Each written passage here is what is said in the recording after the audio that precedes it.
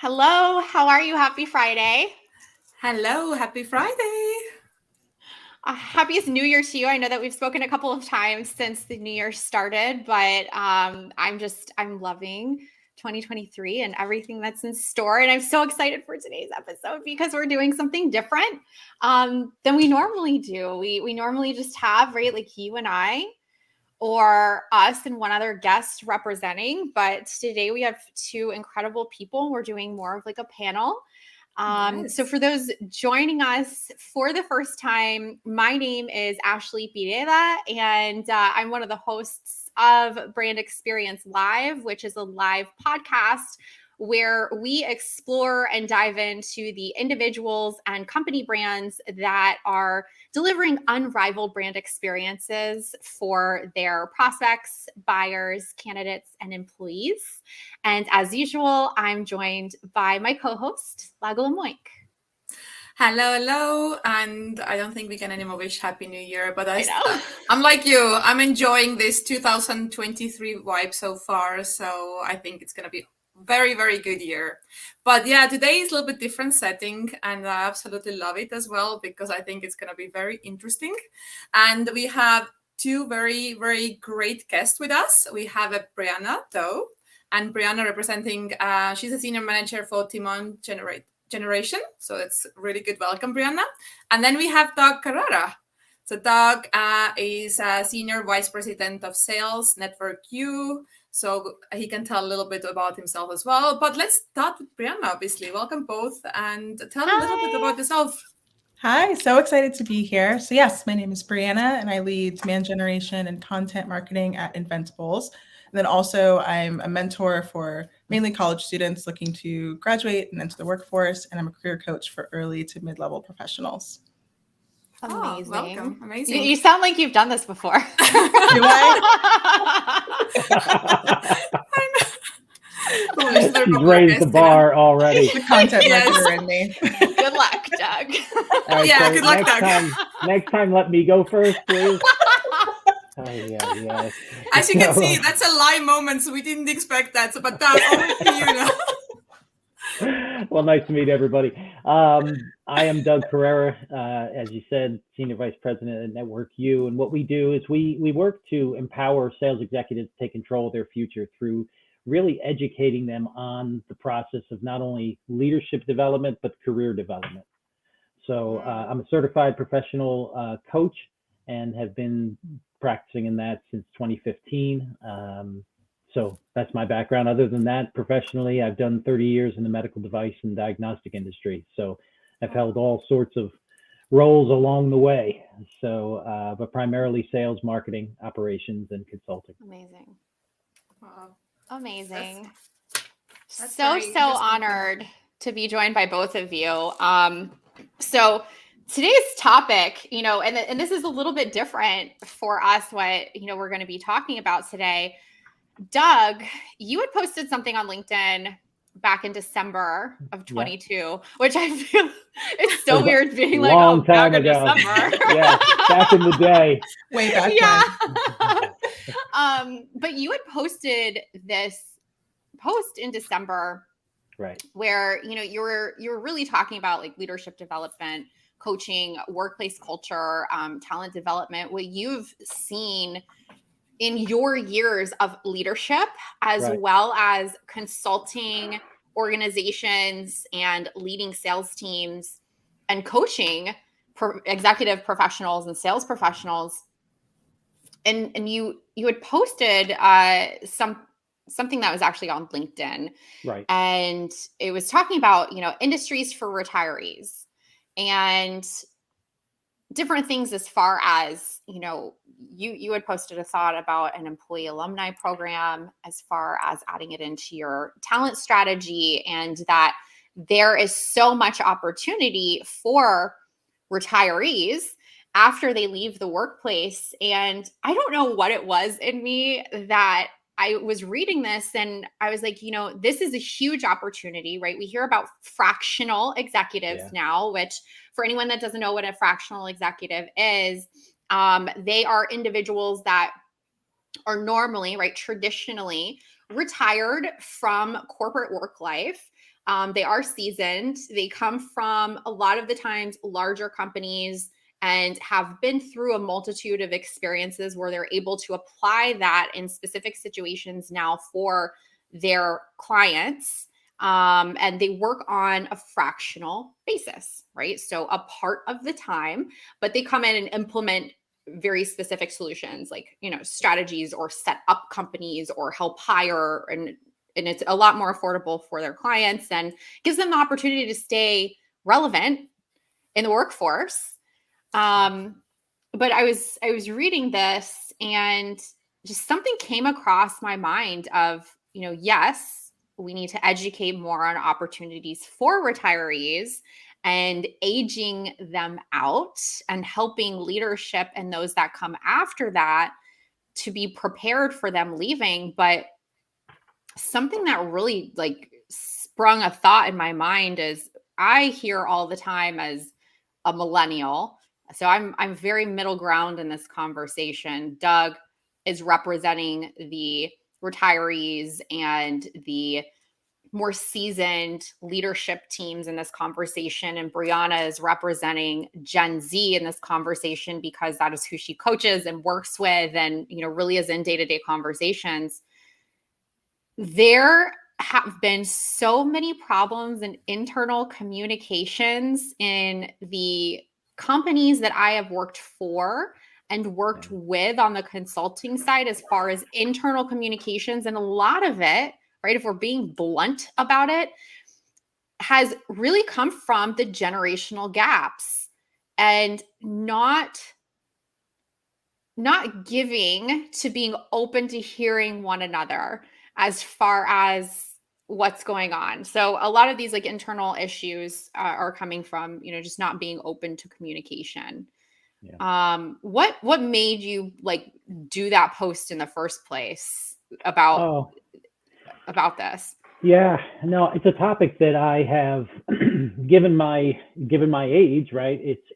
I feel like I'm on that bubble in a way. That's how I've always felt. People much older than me, people much younger than me, and I'm in the workforce, seeing both sides and seeing all sides of it.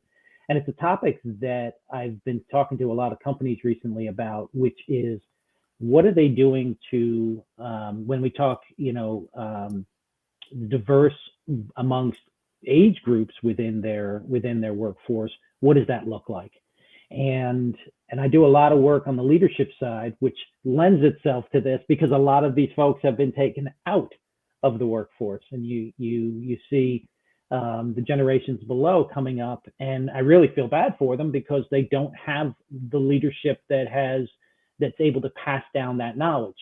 I had tremendous people along the way that I learned from. So a couple things go to mind are the thoughts that I have for the younger coming up, the less seasoned, let's say, coming up through the workforce, and what they're faced with, challenges. And then on the other side, I was talking to someone at McKinsey. They have an entire alumni network where if you worked with McKinsey at any point in time, wherever you are now in your career, after that, you're still a part of their network. And I read constantly about what are companies doing to, attract, develop, and retain talent. And if you're like me and you're reading and you're seeing it, you have quiet quitting, you have people walking out, you have companies that are laying people off. The tech industry, we just saw a ton of layoffs just happen. This is just a very interesting topic to me. So where is it all headed? Where is it going, going to be 10 years from now? So I saw that article, and what tweaked me a little bit about the article was it was about holiday jobs. So you can go work. If you're 50, you can go work at UPS and, take a package, and I'm like, no, that's not what we're talking about here.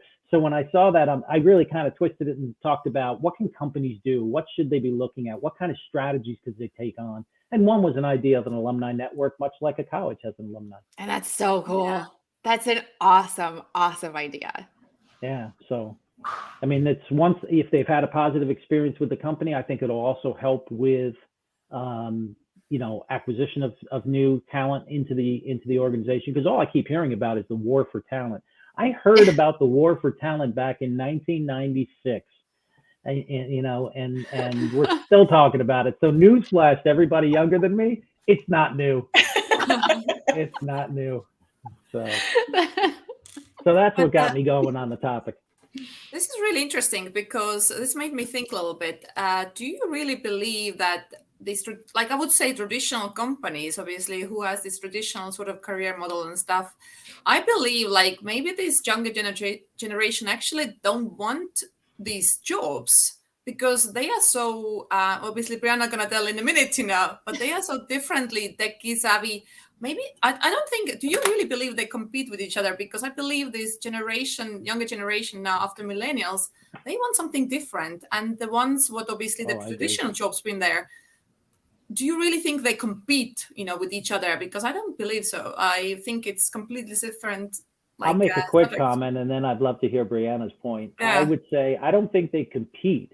See, from the company side, if I think the thought process is, well, you're gonna cost too much, and Yes. and I can tell you from people that I work with that are within those ages, they say, well, how do they know that? I'd be more than happy if you're home and it's zero. How can you cost too much, right? Yeah. So I hear that all the time.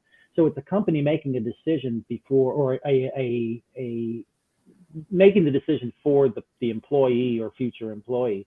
So I don't see it as competition. I see it as, well, we can get somebody at 60,000 or 100,000 versus someone at 200,000 when that person would have taken 150 or 120. Yeah. So how do you see, Brianna? Over to you. I would say too, I would agree with you, Doug. They're not competing, so they're not even really being considered, but also it's more competing for respect in a way. With the younger generation. So for context, over the summer, I did a mock interview cohort and I had these two back-to-back calls, and one call was with a woman, she was 21, 22. And the next call was with somebody who was late 40s, and they were both looking for jobs in marketing. And so on one hand, you have, the younger candidate who was struggling to even be seen as, qualified candidate because they were younger. How could they have the experience? Yeah. Just wait a couple of years, you're underqualified. And then you have this, more seasoned candidate who was being rejected or not even considered because, well, they're overqualified, as Doug was saying. They're going to cost too much. Or I just heard a lot of, I can't even get my foot in the door. How do I not show my age when I'm applying? And, I think we tend to, as generations, kind of be at odds with each other, but really we're dealing with very similar issues, and it just comes down to respect and being given the chance by companies. I agree with that. And I come from a background with 8 years in the recruiting industry in one way or another, right? So I've been a corporate recruiter. I've been a full desk, like 360 recruiter, right? Going out and getting clients for an agency, as well as filling those roles as a recruiter. I have led a marketing team in recruitment. I have led brand in recruitment. I've been operational in recruitment. So I've seen a lot of different sides in recruitment on top of my experience, right? As a leader, as a hiring manager, as a business owner, and really have seen this holistic approach to recruitment. And I've heard both sides of this, right? From the clients, as far as like the hiring managers, and these issues that, you just touched on, Brianna, of, okay, I'm too old or I'm too young. And I hear this a lot when I'm, doing personal brand strategy, especially these like self-limiting beliefs, and how do I overcome these things that are most of the time within yourself, that you're not able to exude confidence in order to apply for the job or get the interview or get past certain points because of something that's internal. So I just want to flat out say that before we even get into further conversation of, if you do have these thoughts, or experiences, right? Regardless of your age, you can be 21 or you can be 61. A lot of the times what you think within yourself is reality, because you're stopping yourself from getting to those opportunities. But I've heard these things too, Brianna, of, oh, I'm 21, you need more experience, or I'm Yeah. 61 and I'm aged out. And for me, it's all needed, right? Yeah. It doesn't matter what kind of business it is, how large the business is, how old the business is, what the revenue of the business is, what the business is doing, what their product is, who they're serving.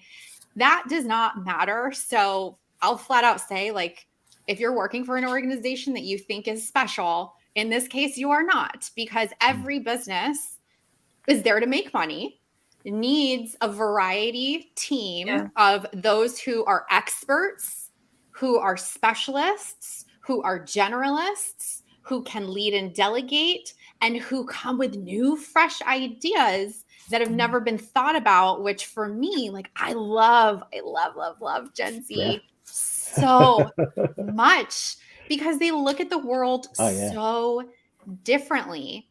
But we have to have the experience in place to be able to teach certain things about, right, etiquette, for example, Yeah. and how you interact with people and how you lead and how you communicate. So I think there really needs to be a balance. And, Brianna, Doug, I don't know if either of you want to pick up on this conversation of maybe solutions that you've provided, as far as, okay, how do we find this balance between new talent coming in and providing something we've never had, and seasoned talent leaving their mark and educating and training those that come after them, so that they can, leave and the business is still good. Yeah. I'll make a quick comment to Brianna's before there is, and I'm just looking at the note here. I was reading the other day. There's a Harris poll in 2021 that talks directly to what Brianna was saying. Is that it was conducted for Fast Company, and they found 36% of Gen Z or younger millennial workers under the age of 32 report experiencing age-based discrimination at work. Right. Oh. So that is that point of ageism is just, it doesn't define one group or another, it's throughout, right? And so maybe just a comment to what you had asked. I think it's important about the dynamics of the team. Any team I've ever been on, and you're lucky if you're on a great team, it's where people understand each other. It's where people give and take with each other. I always like to look at, do people know what they don't know, so to speak, right? And if they come into it, if they come into it and they say, all right, I know what I don't know, but I know Brianna is really strong in that area. I need to get her into the conversation. I need to pick her brain, right? So to me, it's in that sense, a team is less about age. It's more about dynamics. It's more about differences. It's more about ideas. And sure, along with your years, if you gain wisdom and different type of situations that you've been in. But I'm with you, Ashley. I love working with all the different generations, because they just give a different feel for everything. And I've been in the rooms where they've said, oh, those Gen Zers, they just feel entitled. I hear that word entitled all the time, and I'm like, wait a minute. First of all, they came from us, so we caused the problem, I guess, right? Hello.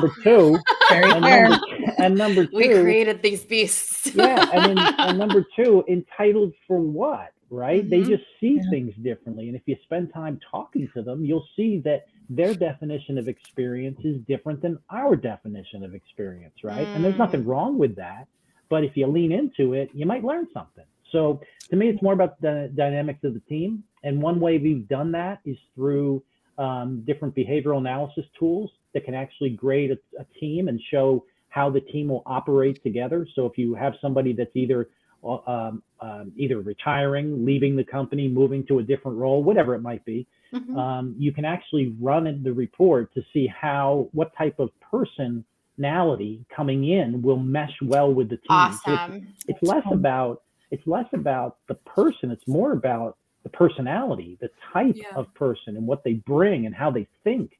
and then let them show up and do the interviews at that point. But you're making a decision, just like a sports team would say, I need a wide receiver, I don't need a running back, right? Mm-hmm.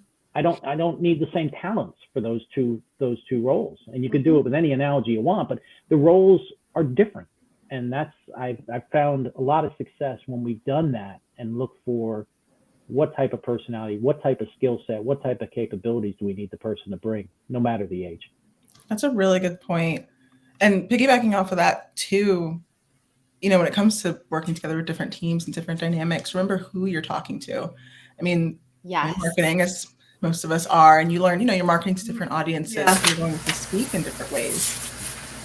But that also applies to the job, right? It applies whether you're interviewing, whether you're in the role with different team members, being willing to learn and be humble and change how you're speaking and how you communicate based on what the person, you know, resonates with is really, really crucial. And that goes past age anyway. That just goes to personality, as Doug was saying. I That's agree true. with that. Yeah, that's really interesting because I was reading somewhere it's a way somebody consuming information.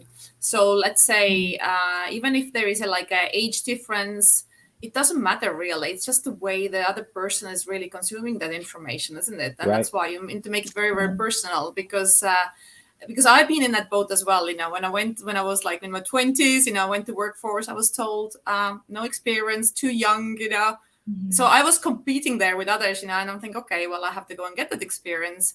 And I think now would be like, oh, you're too overqualified. I heard that as well too many times. Oh yeah. Oh, So, you know, where is the middle of ground here? So I thought, okay, well, then you have to kind of figure out yourself something, you know. But it's really, really interesting. So what do you think, what is the best way then? Do the managers, like the people who are hiring now and the people in the leadership, do they actually need to go and maybe have a specific skills in order to handle this situation, 100%. you know? Yeah, 100%. What you're seeing now between 24 and 34 or 25 and 34, people are staying in their roles 2.8 years. So by the time they're coming in, so clients that I work with, by the time they're coming in, they're leaving. Yes. Right? Wow. They haven't even unpacked their boxes yet. And now virtually, they don't have to go anywhere, right? So that's causing a huge issue because you have, I see it all the time. You have hiring managers that again didn't get that knowledge transferred down. The company's not spending enough money or as much as they used to train them, right? And then they're in their role for 2.8 years. I mean, this is like a recipe for disaster. Yeah. So it's about get somebody in, because you know what? By the time they get up and running, I'm not even here. I'm on to my next role. Yeah. And companies are absolutely waking up to it. I'm not sure what the big shock is because it's not like they haven't done it before. That I truly believe they could fix this relatively quickly if they just looked back in their history for about, you know, call back their alumni, you know, have a 25-year dinner and say, what did we do back then? It's a great idea. Yeah. You know, when I started with the company, it was a 3% turnover. 3. Now you're double digits, right? And worse, That hurts. And worse, that's double digits if you were firing them. They're leaving you. So now they don't even want to be there. So that's where I think companies can step back for a second and say, hold on for a second. What did we used to do? What could we steal from other or adapt from other industries and thinking? Yes. I don't see this as something, I see it as a big problem, but I see it as something that they can get their arms around. It's about, you know, like anything, follow the money. And, you know, they have to sit down and say, is it worth it to us? Because people are coming in and going out so quickly that they're not going to invest the money in somebody. No one's staying there 30 years, right? Yeah. So their return, but while they're there, they got a job to do. So I would train them and send them out the door well trained and have them talk well about the company. That's what I would do. Wow, that's even with the leadership training too. You never know, that could decrease the turnover rate to begin with. I think a big issue is that, you know, you walk into a company, there aren't really opportunities for professional growth. Either you're just going to be stuck at your role, or you'll get the promotion without the salary bump. You know, there are so many factors playing into why people are leaving and why they're going to that next opportunity, because there are more there's just more opportunities, whether it's financial, professional development. So maybe offering more leadership training to begin with could be the solution to multiple problems. I agree. That's your front line is your management. You know, Yes. I don't look at it and say take care of the people that are being hired. I say put the money into the management and get the right people in the organization. Yeah. So that's really interesting. There was an article a couple of years ago, just real quick. There was an article, and it's germane to this. I think it came out of Harvard. It was called Tribal. It was about tribal knowledge. They were talking about the more they were getting people out of the workforce, they were losing tribal knowledge. Right. Well, that's gone. That's gone. Now you have people just leaving, and that to me is the scary part. Yeah. Yeah. And to bring all of that together, though, you know, between what you both just said, I think that the most successful organizations that I've worked with, either as an employee or as a consultant or a vendor, these organizations have combined things like behavioral analysis and DISC assessments and leadership training and training and development. And they have really thought out their onboarding process as well as their exit process, which is so overlooked. But those organizations that have done that, you know, just in my personal experience, when I really started in the corporate professional world, I was very lucky to start with an organization that really valued leadership development. And I went through, as like a 23, 24-year-old, I went through leadership development training program. I went through Franklin Covey leadership development. I went through DISC assessment training. I went through behavioral analysis training. I went through communications training. I went through all of these things to ensure that whenever I was speaking to another individual, whether it was a subordinate or it was a peer or it was someone that was leading me, I understood that based on their position within the organization, right, looping all of this together and going back to what Brianna said, understanding who it is that you are speaking to,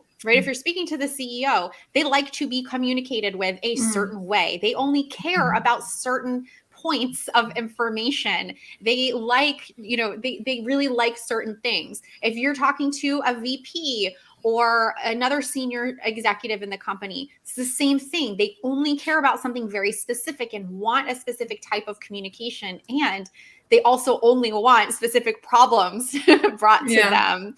And right. And it just trickles down from there, and understanding in advance, okay, what does the internal organization look like so that I can understand what everyone cares about based on their role, how they communicate, how they perceive information, how they learn, how they make decisions.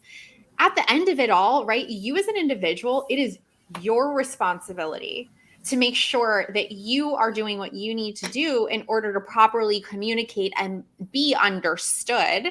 And the way that you are understood is by understanding who it is that you're talking to in the first place. And that does entail training and taking time out of your own time, right, for professional development in these areas. This is a basic skill.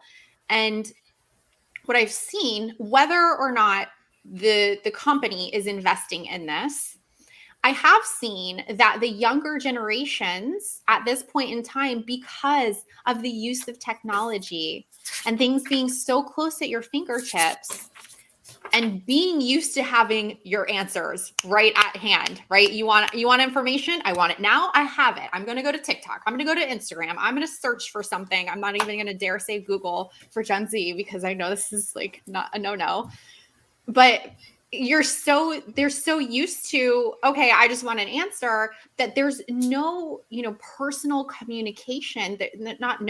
There is a lack of one-to-one personal communication compared to me as a millennial, or, Doug representing executive leadership, where I feel very lucky that I get to see both and I get to experience both. And I believe in both sides, but I think that there's a really great opportunity to be self-taught and to invest in yourself younger in your career.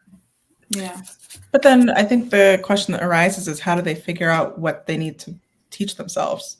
I think I know, I know what I would want to be self-taught with. I'm sure Doug knows what he would tell his clients to teach themselves or, take courses on, but the 19-year-old or 20-year-old getting ready to graduate and enter the workforce, you're not really taught that, whether you go to school or whether you're, just dive right into work. You're not taught that during classes. There aren't courses you can just take on it. And I think that also is where the breakdown is and where that guided training does come in. Absolutely. A lot of my clients, it's kind of funny how this conversation just shifted like that, because a lot of clients that I talk to, that's what we do. We come in and talk about, you have to have a strategy for your career. Companies have strategies, right? And I'll ask people all the time, it's just at parties, anywhere. I'm fascinated with what people do and why they do it. And I'll say, do you have a strategy for your career? And I will tell you, I can't say 100%, but I can pretty darn close. People don't. So if they don't have a strategy for their career, then how do they know what they need to improve? And then if you take, and they don't have those behavioral analysis to really have a fact-based, foundation to come from to say, well, this is what I'm good at, right? Here's how I come to work. Here's how I show up. They don't have a plan. So we work with clients on that exact thing, Brianna, that is, what skill sets are you going to need 2 years from now, right? To stay ahead. Yeah. The important thing, the thing I preach all the time to the folks like yourself and other executives coming up is be 2 years ahead in your career. Have a strategy, be 2 years ahead, be thinking 2 years ahead, right? And planning for it, doing your job, but thinking about it, and then taking on the necessary work that you need to do to prepare yourself so that when you do jump in that pool, you can at least swim. You can stay up, right? You're not going to know it all, but you're going to be able to swim. You can't rely on the companies anymore or a company anymore to develop you like they used to. I mean, we had a whole university at the company that I was at, where we had leaders teaching other people. So I was first a student, and then I became a teacher. So that's how knowledge was transferred and passed through the organization. So, but that's what I'd recommend, is people to have a really strong strategy for their career, and then they can start to make decisions on, okay, if that's the direction I want to go or potential want to go, then these are the skill sets that I need. And you network, you talk to people, you find out what type of skill sets they have. And I think this, just as another side, is this remote work, I think, is creating challenges for the generations coming up that I don't even think they recognize yet. And, gone are the days that I've been able to have a cup of coffee and walk next door and talk to the person that I'm working on a project with, and having that FaceTime. I think it's going to make it very difficult or challenging, let's put it that way, challenging for young executives coming up to get to that next level, because I don't have that daily face-to-face with you. I don't see you all the time. I see you in, as a little square on a TV screen. So to say all of a sudden, as the person that says, okay, I'm going to vouch for Brianna and I'm going to say she should be promoted. Well, based on what, right? Because my name's on the line. So the other thing is, young executives coming up, find a way to make sure that you're getting through to people what your capabilities are, what your skill sets are, and where you want to go with your career. So important. This is fascinating, because the conference I attended last year, they said that actually, I'm now reaching back to Gen Z, like future leaders, obviously, that they really appreciate in-person face-to-face value time, rather than managers trying to figure out how to communicate through instant messaging. They actually really preferred feedback in person. Where is a miss at the moment in terms of the higher management? They are like trying to think of different things, but they're saying, get me in front of you and discuss with me. So they really appreciate that. And the other thing was, instead of salary, training was more valuable for them than the salary Yeah. beginning, so because they have very short this interest span, so they want to see, like you said, where I can be in 2 years time, maybe not even 2 years anymore. So they really quickly want to think, and if the company doesn't offer that, they're already saying, well, that's not for me, because it's not going to be like these conversations where you're going to be in 5 years is long gone, isn't it? Yeah. It is, So- but it At a different depends company. on, yeah, Yes. yeah. I wouldn't tell. I mean, when I'm talking to clients that I've worked with on this, I don't talk to them about. It's not company specific. It's what do you want to do, right? And then it's okay. How does that align with your values? How does that align with your goals and objectives and your career, and your personal life? So it's about balance, right? Ashley, we were talking about balance the other day, personal, professional, and financial. Yeah. Set up your goals that way, right? Make sure there's balance, but you got to make sure that when you're looking at your career, you have a plan that will take you where you want to go. It's no one else. I used to always tell people all the time this too. No one's waking up in the morning thinking about you, right? Yeah. Your career. So you have to fight for yourself. You have to get it out there. You have to tell people what it is you want to do. And the fear a lot of times is people think, oh, well, I'm talking about the company. No, it's talking about what I want to do, what I enjoy doing, and make it known. So. Yeah. And if nothing else, find a mentor at the company you're working for. Oh, that's great. Because then you're killing two birds with one stone, right? You have somebody who Yeah. will advocate for you when it comes to that professional growth within the company, but also you're learning from somebody who's paved the way, essentially, or knows what direction you're going.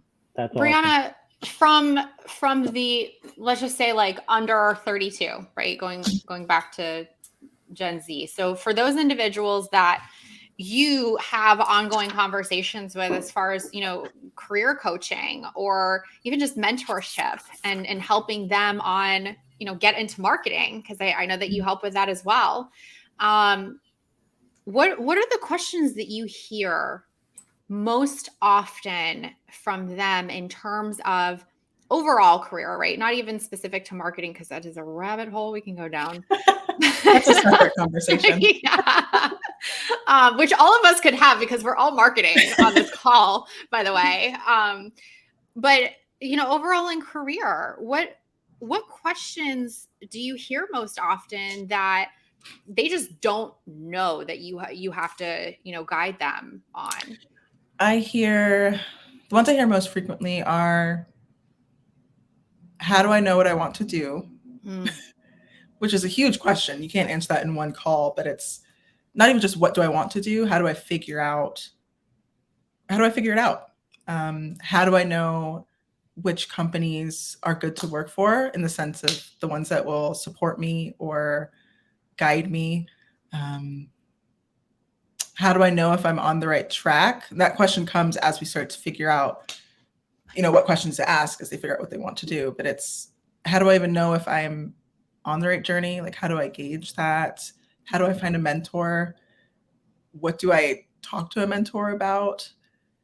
It's everything, really. It's the basics of building a career. And if they want to look at it as more than just one next career move, but instead as building blocks and building a whole life, professional life for themselves, it's, what does it take to do that?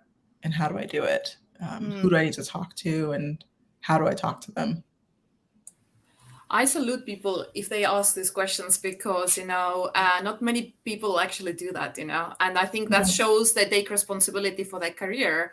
And again, it's so relatable. When you come out from uni or from college, you're just like, how am I supposed to know what I'm doing next? It took me years to figure out what I want to do. So this is so good if they ask these questions and there is a guidance towards, the right path for them. And it's so good to see that people take responsibility, because I believe that when I started my career, that the company was leading my career, really. Yes. And like Doug said as well, now it's your responsibility, 110%. No one cares about if you're there tomorrow or not.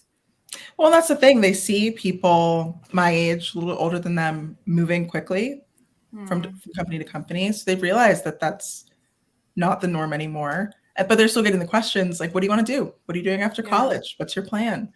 It's just an interesting time. It So is. what is And your exactly what I hear as well. So she perfect with what she said, because that's what I'm hearing as well with clients. Oh, wow. So what is usually like a kind of like a general you advice? How do you guide these young, obviously, souls, on that career path? How do you say to them, how do you help them to figure out what is the right path for them to choose, or how they could move forward?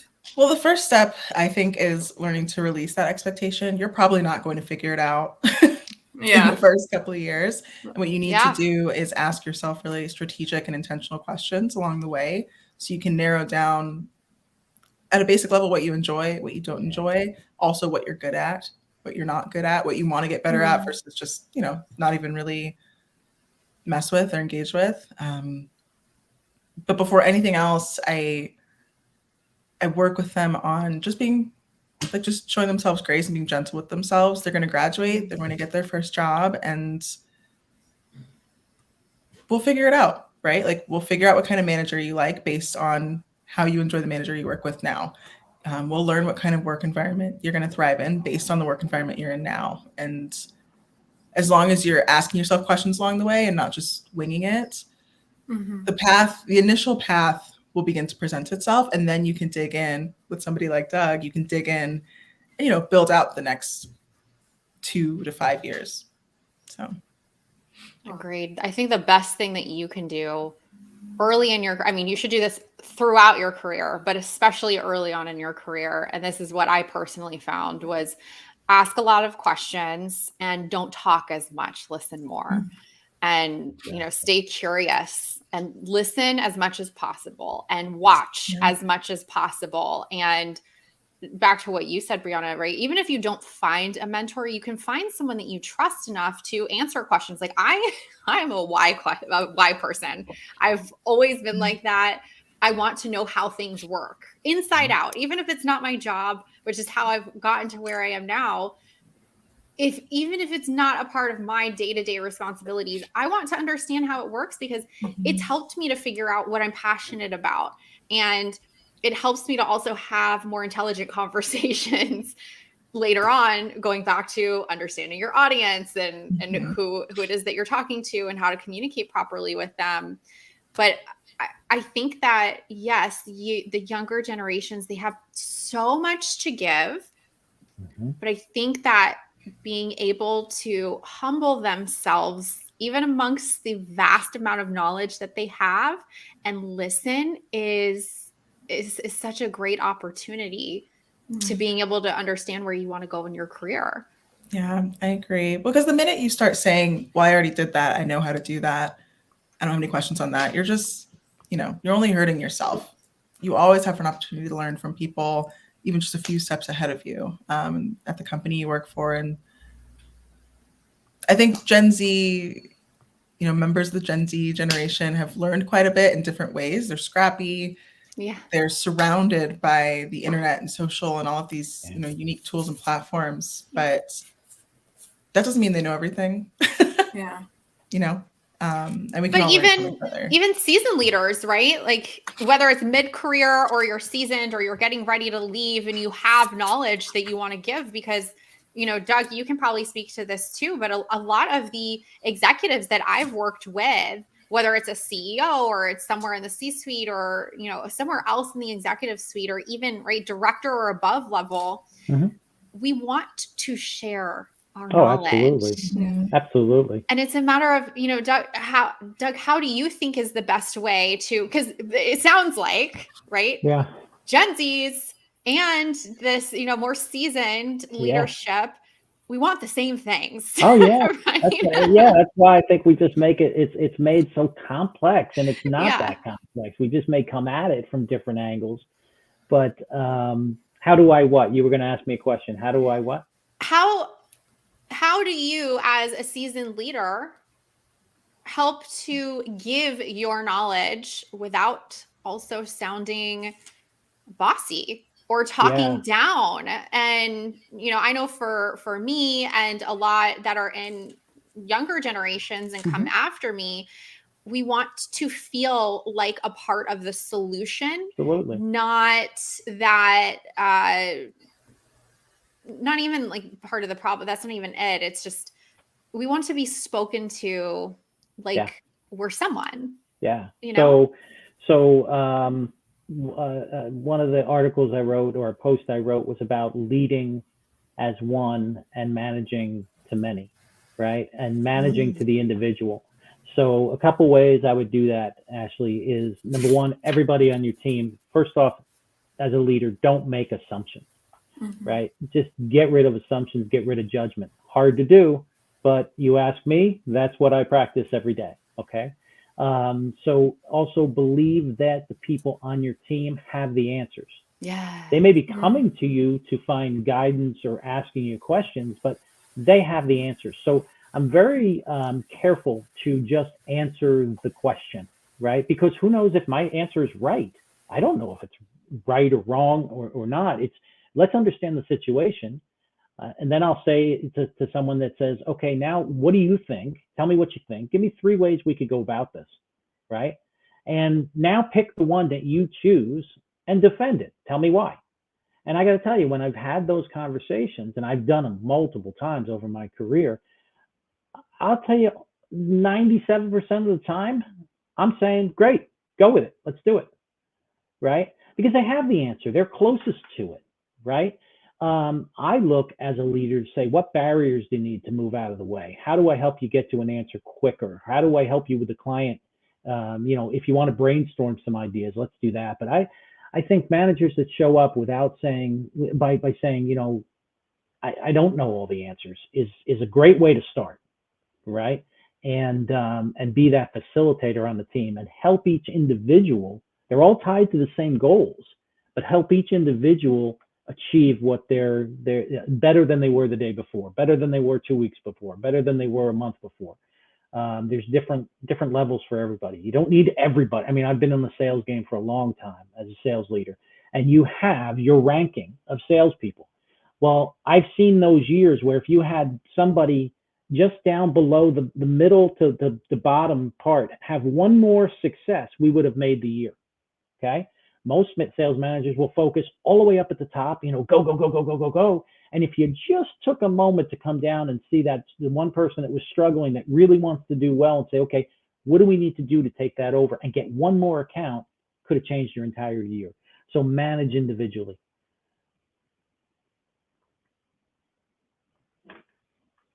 Close that bridge and the gap between like 2 generations, really, isn't it?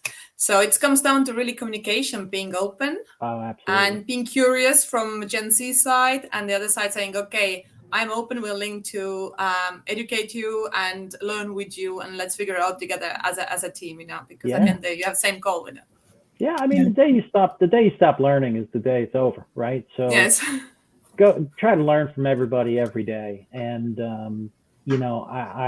I think each generation has something to bring to the table, but collectively, it's unstoppable if you get the right team together. Fantastic. What a great conversation. Very, very educational, very, very learning curve for everyone, hopefully, from here, Very good advice from Brianna and Doug. Thank you. If you both had to give key advice for the opposite of who you usually work with, what would your number one piece of advice be in terms of internal communications or hiring? Doug for Gen Z and Brianna for senior leaders. They're thinking so hard. Actually, did you notice? Yeah, I just threw this. I'm getting edgy on my seat. I know. Wow. You should have given us a warning. No, I'm sorry. There are some wow. loud. Doug and I will get back to you. Yeah, we'll get back to you. Payback, Brianna. Payback. Right. I know. I'm sorry. That was the one thing that was not prepared. I'm gonna make a gif of it. So Brianna, you want to go first? I'm going first. Do you want me to go first? No, you can go first. All right. So, I'm going to give advice to 2 separate groups, if I can. One is the Gen Zers, any of the generations below me, right, coming up, know what it is, take ownership of your career. That's number one. get ownership of your career. Understand that it's your responsibility. Okay, so I'd stop there because then I go down a rabbit hole. Number two, I'd like to speak to the colleges out there that say there's enough money spent in those colleges. Put emphasis on training this from freshman year on, helping people so they're not asking the questions that Brianna was asking and hearing from people that she's working with. Help them. Those questions can be answered freshman, sophomore, junior, senior year, and try to give them the best, entry into the workforce that they can with the knowledge that they're teaching. Those are really good pieces of advice, especially the college's point. That's crucial. I was stalling. For me,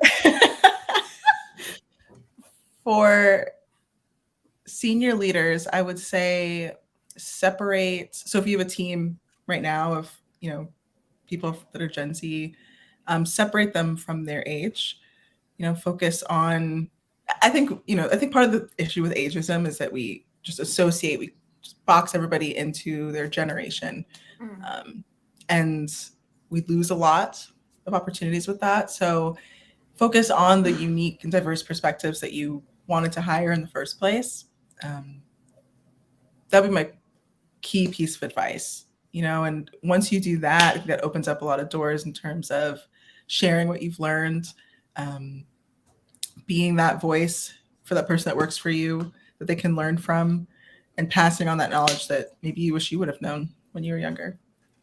Wow, great advice. So good. Love I it. love it. I know. Well, we're so appreciative of both of you taking the time to, talk about this. We could talk about this, right, for days and weeks. And it's something, the reason I really wanted to have this conversation is because it's something that needs to be talked about. And if you know me, I am all about talking about things that are not talked about enough. And I'm all over that. And I know that both of you are the same way. And I see and hear your voices on LinkedIn and in one-on-one conversations. And I hear also about your experiences with others that I'm connected with and have conversations with. Ha ha ha. She's always watching, Dan. She's always watching. Big brother. Exactly. But I'm so honored that both of you believe in the conversation so much that you are making an emphasis on starting it. Yeah. And I hope that, for anyone that has joined us today or who is listening to this recording afterwards, that you heed this advice and apply it as much as possible to you as an individual and make the impact that you as an individual can make on yourself, and others will follow, right? If you do something for you and others see the successes or the changes that come out of you as an individual and what you personally are doing for you, how many times can I say that? People follow suit. And I really believe that that is the first step in creating positive change and making an impact, is by doing it yourself first and doing for you what you would want others to do as well. Yeah. Good. Very well said. Yeah, and I think it's for me as well, it doesn't matter what generation it is. It's really being just open-minded and being the voice and just knowing what you want and really being obviously on that journey yourself, and then just getting this help and guidance from the others. Just be open-minded and nothing is over. Age doesn't mean anything. So just enjoy it, and have fun along the way. Agreed. Yeah. Well, thank you so much again. If you are a brand or an individual that, you're helping your own brand succeed in ways that others need to implement and know about, whether it's internal communications, something to better the experience and opportunity for your prospects, buyers, employees, or your candidates, please reach out to Lagla or myself. We would love to talk to you and have you on our podcast and share what's working for your brand so that we can help others succeed too. Great. Well, you guys enjoy the rest of your day. Thank you so much right. for joining us. Thank you. Thank Thank you. you. Thank you, Brennan, Doug. Bye. Thank Bye. you. Bye. Thanks. Bye.